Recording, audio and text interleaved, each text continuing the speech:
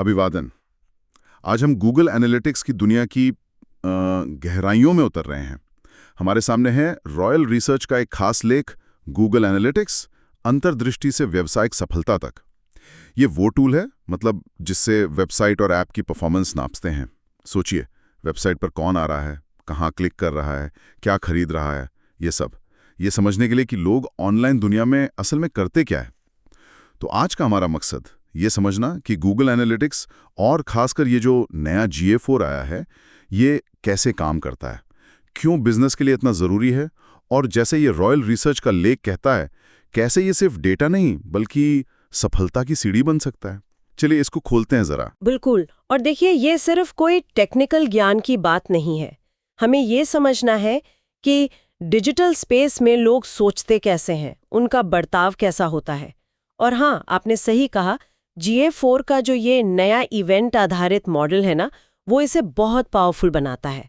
खासकर आज के ज़माने में जहाँ वो कुकीज़ का मामला थोड़ा कम हो रहा है, प्राइवेसी बढ़ रही है और लोग भी तो मतलब फ़ोन, लैपटॉप, टैबलेट सब इस्तेमाल करते हैं एक साथ। तो GA4 उनकी पूरी ऑनलाइन जर्नी को एक तरह से बेहतर ढंग से जोड़कर दिखाता है। ये पुराने तरीकों से मुश्किल था।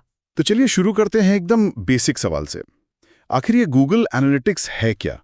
मतलब बिल्कुल आसान शब्दों में अगर किसी को समझाना हो। देखिए, ये गूगल की एक बहुत ही फेमस वेब एनालिटिक्स सर्विस है। ऐसा समझिए कि ये आपकी वेबसाइट या ऐप का एक तरह का डॉक्टर है जो उसकी सेहत पर नज़र रखता है। ये बिजनेस ओनर्स को, मार्केटर्स को, यहाँ तक कि डेवलपर्स को भी ये समझने में मदद करता है कि लोग उनकी डिजिटल प्रॉपर्टी पर आखिर कर क्या रहे हैं, कहाँ से आ रहे हैं, कितना टाइम रुक रहे हैं, क्या खरीद रहे हैं, कौन सा बटन दबा रहे हैं। पेज व्यूज़ हो गया, सेशन कितनी देर चला, बटन क्लिक्स, ऐसी हज़ारों चीज़ें ये ट्रैक करता है। तो वो जो कन्फ्यूजन होता है ना कि ऑनलाइन क्या चल रहा है, उसको ये सुलझाता है।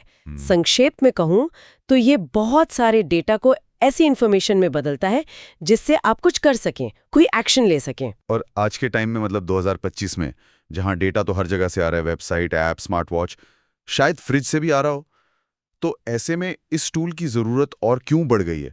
लगता है जैसे इन्फॉर्मेशन की बाढ़ आ गई है। उस डेटा के समंदर में से मतलब काम की जानकारी निकालने में मदद करते हैं। और अच्छी बात यह है कि अक्सर इसके लिए कोई बहुत ज़्यादा कोडिंग की ज़रूरत नहीं होती। आप सोचिए ना, ये जो बड़ी बड़ी कंपनियां हैं, कोका कोला या स्पॉटिफाई, वो कैसे दुनिया भर में अपने लाखों कस्टमर्स को समझती हैं, कैसे वो अपनी मार्केटिंग इतनी सटीक रखती हैं। वो सब इसी तरह के पावरफुल टूल्स इस्तेमाल करती हैं। ये आपको बताते हैं कि क्या चल रहा है, आगे क्या हो सकता है, ट्रेंड्स क्या हैं। इनके बिना तो मतलब सारा डेटा बिखरा पड़ा रहेगा और आप सही टाइम पर फैसला ही नहीं ले पाएंगे। लेकिन ये सिर्फ बड़ी कंपनियों का ही खेल नहीं है जैसा लोग सोचते होंगे। वो लेख बता रहा था कि 1,40,00,000 से ज्यादा वेबसाइट इसे इस्तेमाल करती हैं। ये तो बहुत बड़ा नंबर है। छोटे बड़े सब होंगे इसमें। हाँ, बिल्कुल। इसकी सबसे अच्छी बात यही है कि इसका एक बहुत पावरफुल फ्री वर्जन है। तो चाहे कोई छोटा सा ब्लॉग चला रहा हो या कोई बहुत बड़ी मल्टीनेशनल कंपनी हो, सब इसे यूज कर सकते हैं। इसीलिए ये इतना पॉपुलर है। और सिर्फ बिजनेस ही नहीं, एजुकेशन में भी इसका बहुत रोल है। स्टूडेंट्स वगैरह रियल डेटा के साथ काम करके सीखते हैं कि यूजर एंगेजमेंट क्या होता है, कन्वर्जन ट्रैकिंग कैसे होती है।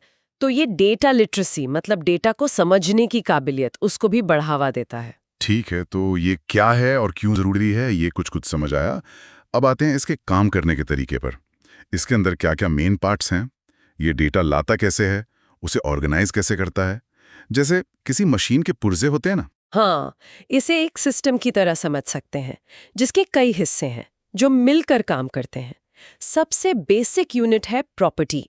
सोचिए, ये एक डिजिटल फोल्डर है जिसमें किसी एक वेबसाइट या ऐप का सारा डेटा आता है। अब इस प्रॉपर्टी में डेटा आता कहाँ से है? वो आता है डेटा स्ट्रीम्स के जरिए। ये स्ट्रीम्स अलग अलग सोर्स से डेटा लाने के पाइपलाइन जैसे हैं। जैसे वेबसाइट से डेटा लाने के लिए वेब स्ट्रीम, iOS ऐप के लिए iOS स्ट्रीम, एंड्रॉयड ऐप के लिए एंड्रॉयड स्ट्रीम। और डेटा आता किस शक्ल में है? वो आता है इवेंट्स के रूप में। ये GA4 की सबसे बड़ी खासियत है। हर एक्शन, हर इंटरैक्शन एक इवेंट है। जैसे किसी ने पेज देखा तो वो पेज व्यू इवेंट है, नीचे तक स्क्रॉल किया तो स्क्रॉल इवेंट, किसी लिंक पे क्लिक किया तो क्लिक इवेंट, कुछ खरीदा तो परचेज इवेंट ये पुराने सिस्टम से अलग है, जहां सेशन और पेज व्यू मेन होते थे। इवेंट्स ज्यादा फ्लेक्सिबल हैं। अच्छा, मतलब हर हरकत एक इवेंट हो गई। लेकिन सिर्फ ये पता चलना कि खरीदा, ये तो काफी नहीं है। क्या खरीदा, कितने का खरीदा, ये सब भी तो जानना होता है। बिल्कुल सही पॉइंट। यहीं पर पैरामीटर्स काम आते हैं। ये इवेंट्स के साथ भेजी जाने वाली एक्स्ट्रा जानकारी है। जैसे वो जो परचेज इवेंट था, उसके साथ आइटम आईडी, मतलब क्या खरीदा, आइटम नेम, उसका नाम, और वैल्यू कितने का खरीदा, जैसे पैरामीटर्स जा सकते हैं। तो ये पैरामीटर्स उस इवेंट को और ज्यादा मतलब देते हैं, कॉन्टेक्स्ट देते हैं। समझिए इवेंट है, कोई दुकान में आया, तो पैरामीटर हो सकते हैं उसने लाल जूता देखा या 2000 रुपए दिए। समझ गया। तो प्रॉपर्टी में डेटा स्ट्रीम से इवेंट्स और पैरामीटर्स के रूप में डेटा आ गया।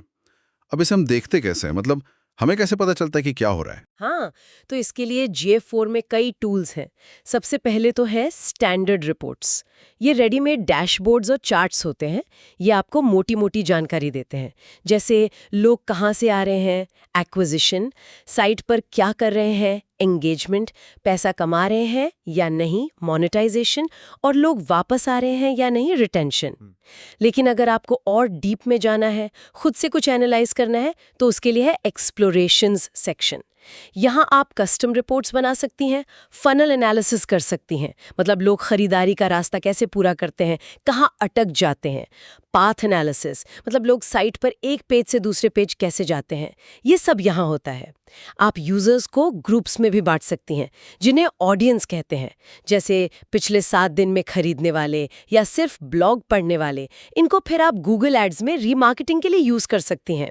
और जो सबसे जरूरी इवेंट्स हैं, जैसे खरीदारी या साइन अप, उन्हें आप कन्वर्जन्स मार्क कर सकती हैं। आजकल तो इसमें AI वाली इनसाइट्स भी हैं, जो खुद ही डेटा में कुछ अजीब या इंटरेस्टिंग पैटर्न पकड़ के आपको बता देती हैं। और बहुत बड़े डेटा के लिए बिग क्वेरी इंटीग्रेशन भी है। ठीक है, सुनने में तो ये सब बहुत पावरफुल लग रहा है, पर अगर कोई बिल्कुल नया है, अभी शुरू करना चाहता है, तो क्या ये बहुत मुश्किल है? क्या इसके लिए कोई टेक्निकल बंदा होना जरूरी है? ये एक आम सवाल है, लेकिन अच्छी बात यह है कि बेसिक सेटअप के लिए आपको कोडिंग जानने की ज़रूरत नहीं है। ये काफ़ी सीधा है। बस एक गूगल अकाउंट चाहिए, फिर आप analytics.google.com पर जाएं।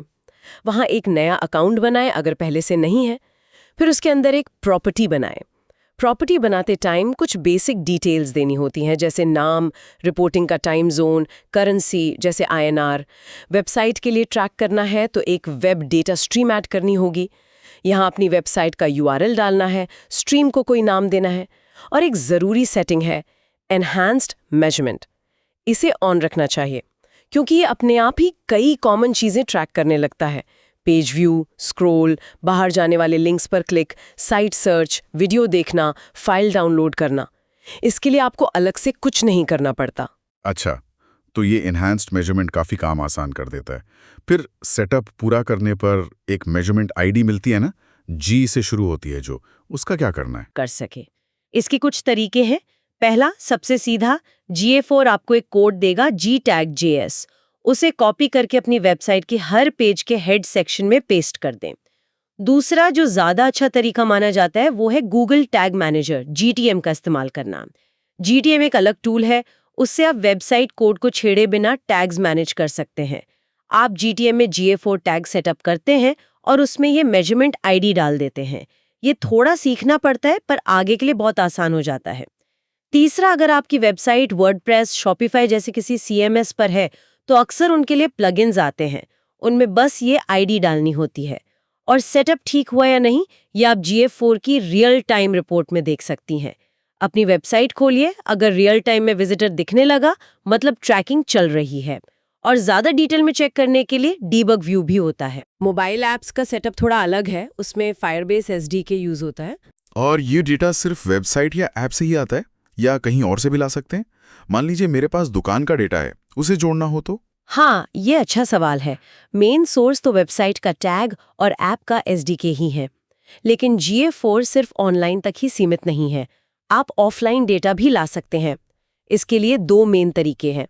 एक है मेजरमेंट प्रोटोकॉल। इससे आप किसी भी इंटरनेट से जुड़ी डिवाइस, जैसे आपकी दुकान का POS सिस्टम या कोई सर्वर, उससे सीधे GA4 को डेटा भेज सकते हैं। दूसरा है डेटा इंपोर्ट। इससे आप CSV फाइल के जरिए बाहर का डेटा अपलोड कर सकते हैं, जैसे प्रोडक्ट की डिटेल्स या ऑफलाइन सेल्स का डेटा। और हाँ, ये गूगल एड्स, सर्च कंसोल जैसे गूगल के अपने टूल से तो जुड़ता ही है, साथ में सेल्सफोर्स जैसे 100 से ज़्यादा बाहर के पार्टनर्स के साथ भी इंटीग्रेट होता है। तो हाँ, आप डेटा को काफ़ी हद तक कनेक्ट कर सकते हैं। तो डेटा इकट्ठा हो गया, लेकिन जैसा वो रॉयल रिसर्च का लेख कह रहा था, सिर्फ डेटा जमा करना एक बात है, उसे समझना और उससे काम की चीजें निकालना वो दूसरी बात है। यहीं से मामला इंटरेस्टिंग होता है। ये कुछ वैसा है जैसे कच्चा माल मिल गया, अब उससे फाइनल प्रोडक्ट बनाना है। GA4 इसमें कैसे मदद करता है? बिल्कुल सही कहा आपने। यहीं पर डेटा ट्रांसफॉर्मेशन यानी डेटा को अपने हिसाब से बदलने और उसे बेहतर बनाने का काम आता है। GA4 में आप इवेंट्स के साथ जो पैरामीटर्स भेजते हैं, उनका इस्तेमाल करके कस्टम जानकारी ट्रैक कर सकती है। जैसे मान लीजिए आप देखना चाहती हैं कि ब्लॉग पोस्ट की कौन सी कैटेगरी ज़्यादा पॉपुलर है, तो आप GTM से पेज व्यू इवेंट के साथ एक कस्टम पैरामीटर ब्लॉग कैटेगरी भेज सकती हैं। फिर GA4 के अंदर आप इस पैरामीटर के बेस पर कस्टम डायमेंशन बना सकती है। डायमेंशन मतलब वो पहलू जिसके आधार पर आप डेटा को बांट कर देखते हैं, जैसे शहर, डिवाइस या अब ये आपकी ब्लॉग कैटेगरी। इसी तरह कस्टम मैट्रिक्स भी बना सकती हैं, मतलब आपके लिए जो नंबर खास मायने रखते हैं। और कैलकुलेटेड मैट्रिक्स भी होते हैं, इनसे आप मौजूदा मैट्रिक से नए फॉर्मूला बना के नए मैट्रिक बना सकती हैं, जैसे मान लीजिए एंगेजमेंट रेट प्रति यूजर। डेटा को और समझने के लिए डेटा मॉडलिंग भी जरूरी है। इसमें डेटा को एनालिसिस के लिए सही स्ट्रक्चर देना होता है। सेगमेंट्स का यूज करके आप डेटा के किसी खास हिस्से पर फोकस कर सकती हैं, जैसे सिर्फ मोबाइल वाले यूजर्स या जिन्होंने पिछले महीने खरीदारी की हो। ऑडियंस भी ऐसे ही ग्रुप्स होते हैं जिन्हें आप सेव करके रख सकती हैं रिमार्केटिंग के लिए या तुलना करने के लिए। और अगर आपने यूजर आईडी लगाया है, मतलब जो यूजर्स आपकी साइट पर लॉगिन करते हैं उनकी एक यूनिक आईडी आप भेज रहे हैं, तो GA4 अलग-अलग डिवाइस पर भी उनकी एक्टिविटी को जोड़ सकता है।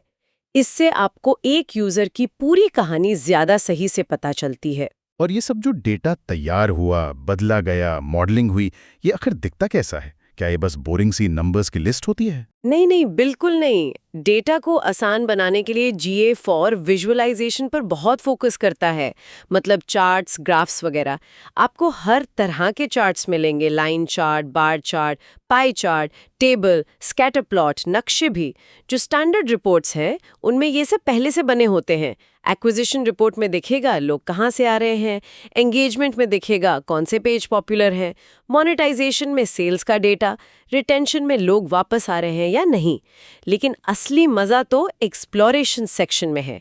यहाँ आप खुद से अपने विजुअलाइजेशन बना सकते हैं। इसमें टेम्पलेट्स भी हैं, जैसे फनल एक्सप्लोरेशन से देखिए कि लोग शॉपिंग कार्ट से पेमेंट तक के सफर में कहाँ ड्रॉप हो रहे हैं। पाथ एक्सप्लोरेशन दिखाता है कि लोग साइट पर एक पेज से दूसरे पर कैसे नेविगेट करते हैं। और भी कई तरह के एडवांस्ड एनालिसिस आप यहाँ कर सकते हैं। और हाँ, वो AI वाले समरीज भी अब आने लगे हैं, जो रिपोर्ट को और आसान बनाते हैं। ये तो हुई नॉर्मल और थोड़ी एडवांस्ड बातें। लेकिन जो लोग एनालिटिक्स में और भी गहरे जाना चाहते हैं, उनके लिए क्या है GA4 में? कुछ खास मतलब एडवांस्ड फीचर्स? एक्सप्लोरेशंस की तो हमने बात की, वो खुद ही एक एडवांस टूल है जो स्टैंडर्ड रिपोर्टिंग से बहुत आगे है। फिर AI और मशीन लर्निंग वाली चीजें आती हैं। इनसाइट्स का जिक्र किया था, जो अपने आप डेटा में गड़बड़ी या अच्छे ट्रेंड्स पकड़ लेता है। इससे भी एक कदम आगे है प्रिडिक्टिव मैट्रिक्स। ये मशीन लर्निंग से अंदाजा लगाते हैं कि यूजर आगे क्या कर सकता है। जैसे GA4 आपको ऐसी ऑडियंस बनाने देता है, अगले 7 दिन में खरीदने की संभावना वाले लोग या अगले 7 दिन में ऐप छोड़ने की संभावना वाले लोग। सोचिए, आप इन लोगों को पहले ही पहचान कर उन पे टारगेटेड ऑफर्स चला सकते हैं। ये बहुत पावरफुल है। और जो लोग डेटा के साथ सच में डीप डाइव करना चाहते हैं, उनके लिए बिग क्वेरी इंटीग्रेशन है। इससे आप अपना सारा GA4 का रॉ डेटा, मतलब इवेंट लेवल का पूरा डेटा, गूगल के बिग क्वेरी डेटा वेयरहाउस में भेज सकते हैं। वहां आप SQL क्वेरीज चलाकर बहुत ही कॉम्प्लेक्स एनालिसिस कर सकते हैं। GA4 डेटा को अपने दूसरे बिजनेस डेटा जैसे CRM या इन्वेंट्री डेटा के साथ मिला सकते हैं। कस्टम मशीन लर्निंग मॉडल बना सकते हैं। रॉयल रिसर्च वाले सोर्स में तो जेमिनी जैसे जनरेटिव AI के साथ इंटीग्रेशन की भी बात थी, जो शायद आगे चलकर और आसान बना दे रिपोर्टिंग को। वाह, ये प्रिडिक्टिव मैट्रिक्स और बिग क्वेरी इंटीग्रेशन, ये तो सच में कमाल की चीजें लग रही हैं। लेकिन इतनी पावर के साथ वो कहते हैं ना, बड़ी जिम्मेदारी भी आती है। डेटा सिक्योरिटी, प्राइवेसी और इसे सही से इस्तेमाल करने के बेस्ट प्रैक्टिसेस क्या हैं? आजकल जीडीपीआर, प्राइवेसी, ये सब बहुत चलता है। बिल्कुल सही पॉइंट उठाया आपने। सिक्योरिटी और प्राइवेसी GA4 के लिए बहुत ज़रूरी हैं, खासकर GDPR और CCPA जैसे कानूनों के बाद। GA4 में कंसेंट मोड जैसी चीज़ें हैं। ये वेबसाइट को यूज़र की सहमति के हिसाब से गूगल टैग्स को, जैसे एनालिटिक्स, एड्स को एडजस्ट करने में मदद करता है। मतलब अगर यूजर एनालिटिक्स कुकीज के लिए मना करता है तो GA4 या तो कम डेटा भेजेगा या बिना कुकीज के भेजेगा। जो डेटा कलेक्ट होता है वो भेजते समय भी और स्टोर करते समय भी एन्क्रिप्टेड रहता है। अकाउंट और प्रॉपर्टी लेवल पर आप एक्सेस कंट्रोल कर सकती हैं, मतलब कौन डेटा देख सकता है, कौन एडिट कर सकता है। और बेस्ट प्रैक्टिसेस की बात करें तो कुछ चीज़ें ज़रूरी हैं। पहला, सेटअप करते टाइम एनहांस्ड मेजरमेंट ऑन रखें। दूसरा, events, parameters, custom dimension, metrics, इन सब के नाम रखने का एक साफ और एक जैसा तरीका अपनाएं। तीसरा, रेगुलरली चेक करते रहें कि डेटा सही आ रहा है या नहीं, कन्वर्जन ठीक से ट्रैक हो रहे हैं, सारे पेजों पर टैग है। चौथा, प्राइवेसी कानूनों का सख्ती से पालन करें। यूजर्स को बताएं कि आप क्या डेटा ले रहे हैं और क्यों। कंसेंट सही से मैनेज करें। पांचवा, बॉट ट्रैफिक फिल्टर करें ताकि डेटा साफ रहे। छठा, अपने ट्रैकिंग सेटअप को टेस्ट करते रहें, खासकर जब वेबसाइट या ऐप में कुछ बदलें। ये बहुत ज़रूरी बातें हैं। अच्छा, वो लेख में कुछ FAQs यानी अक्सर पूछे जाने वाले सवाल भी थे। जी, एक जो शायद सबके मन में आता होगा, ये GA4 और जो पुराना वाला था यूनिवर्सल एनालिटिक्स UA, उसमें मेन फ़र्क क्या है? UA तो बंद भी हो गया पिछले साल। हाँ, ये बहुत ज़रूरी सवाल है। सबसे बड़ा फर्क है उनके डेटा कलेक्शन मॉडल का। जैसा हमने कहा, GA4 पूरी तरह से इवेंट आधारित है। हर चीज़ इवेंट है, पेज व्यू, क्लिक, स्क्रॉल, सब कुछ, और सबके साथ पैरामीटर्स भेज सकते हैं। ये मॉडल वेब और ऐप दोनों के लिए एक जैसा है और आज की दुनिया के लिए ज़्यादा फिट बैठता है, जहां लोग कई डिवाइस यूज़ करते हैं। पुराना वाला जो UA था वो सेशन आधारित था। उसका फोकस सेशन पर था, मतलब एक विजिट, और उस विजिट के अंदर होने वाले हिट्स पर, जैसे page view, event, transaction. Hits की कैटेगरी भी फिक्स थी। GA4 का इवेंट मॉडल ज़्यादा फ्लेक्सिबल है। आप अपने हिसाब से डेटा स्ट्रक्चर बना सकती हैं। साथ ही GA4 को प्राइवेसी फर्स्ट अप्रोच के साथ बनाया गया है और इसमें मशीन लर्निंग शुरू से ही है, जो UA में बाद में आई या उतनी एडवांस्ड नहीं थी। या थोड़ी एडवांस ट्रैकिंग के लिए। फिर से वही कहूंगी, बेसिक सेटअप और स्टैंडर्ड रिपोर्ट देखने के लिए तो बिल्कुल ज़रूरत नहीं है। GA4 का इंटरफेस थोड़ा अलग है UA से, सीखने में टाइम लग सकता है, पर ये क्लिक करके यूज़ करने वाला है। हाँ, अगर आप बहुत ही कस्टम चीज़ें ट्रैक करना चाहते हैं, मान लीजिए किसी फॉर्म के हर फील्ड को ट्रैक करना है, तो शायद आपको Google tag manager GTM use करना पड़े। GTM में थोड़ा लॉजिक समझना होता है, पर वो भी प्रॉपर कोडिंग नहीं है, तो ज़्यादातर कामों के लिए कोडिंग ज़रूरी नहीं है, पर हाँ, GTM का ज्ञान एडवांस लेवल पर बहुत काम आता है। और क्या गूगल एनालिटिक्स सिर्फ गूगल की ही चीजें ट्रैक करता है या बाहर के सोर्सेज से भी डेटा ला सकता है, जैसे फेसबुक एड्स का डेटा? नहीं, ये सिर्फ गूगल तक ही सीमित नहीं है। जैसा हमने डेटा इंपोर्ट और मेजरमेंट प्रोटोकॉल की बात की थी, उनसे आप बाहर का डेटा ला सकती हैं। जैसे आप अपने फेसबुक एड्स या बिंग एड्स का खर्चा, कॉस्ट डेटा इंपोर्ट कर सकती हैं, ताकि GA4 में ही पूरा ROI देख सकें। आप CRM से कस्टमर डेटा ला सकती हैं, प्राइवेसी का ध्यान रखते हुए। मेजरमेंट प्रोटोकॉल से आप किसी भी डिवाइस से डेटा भेज सकती हैं, और सेल्सफोर्स जैसे बड़े प्लेटफॉर्म्स के साथ डायरेक्ट इंटीग्रेशन भी है। तो हाँ, ये डेटा जोड़ने में काफ़ी फ्लेक्सिबल है। आखिरी सवाल FAQ से। अगर किसी को इस फील्ड में अपनी एक्सपर्टीज दिखानी हो, तो कोई सर्टिफिकेशन है जो रेकमेंड किया जाता है? हाँ, गूगल का अपना ऑफिशियल सर्टिफिकेशन है। उसे गूगल एनालिटिक्स इंडिविजुअल क्वालिफिकेशन या GAIQ कहते हैं। ये एक फ्री ऑनलाइन एग्जाम है, गूगल स्किल शॉप पर होता है। ये GA4 की आपकी समझ को टेस्ट करता है, सेटअप, रिपोर्टिंग, एनालिसिस, सब कुछ। ये सर्टिफिकेशन आपके रिज्यूमे के लिए अच्छा है, दिखाता है कि आपको GA4 आता है। तो इन सब बातों का निचोड़ क्या निकलता है? गूगल एनालिटिक्स सिर्फ नंबर्स और चार्ट्स नहीं है, ये असल में डिजिटल दुनिया में हमारे ऑडियंस को, हमारे कस्टमर्स को समझने का एक बहुत पावरफुल तरीका है। चाहे कोई छोटा ब्लॉगर हो या बड़ा ई-कॉमर्स प्लेयर या कोई कंपनी जो बस अपना ऑनलाइन असर देखना चाहती हो, ये टूल डेटा के ढेर को एक्शन लेने लायक इंसाइट्स में बदल देता है। ये बताता है कि क्या काम कर रहा है, क्या नहीं, और शायद सबसे जरूरी क्यों। बिल्कुल। और GA4 के साथ ये फ्यूचर के लिए भी तैयार है। प्राइवेसी की चिंताएं, कुकीज का खत्म होना, मल्टी डिवाइस यूजर्स, इन सब के लिए AI और मशीन लर्निंग इसे सिर्फ एक रिपोर्टिंग टूल नहीं बल्कि एक इंटेलिजेंट बिजनेस पार्टनर बना रहे हैं जो आपको आगे देखने में मदद कर सकता है। ये वाकई दिखाता है कि कैसे वेबसाइट या ऐप पर होने वाले छोटे छोटे क्लिक्स और स्वाइप को समझकर आप बड़े बिजनेस फैसले ले सकते हैं।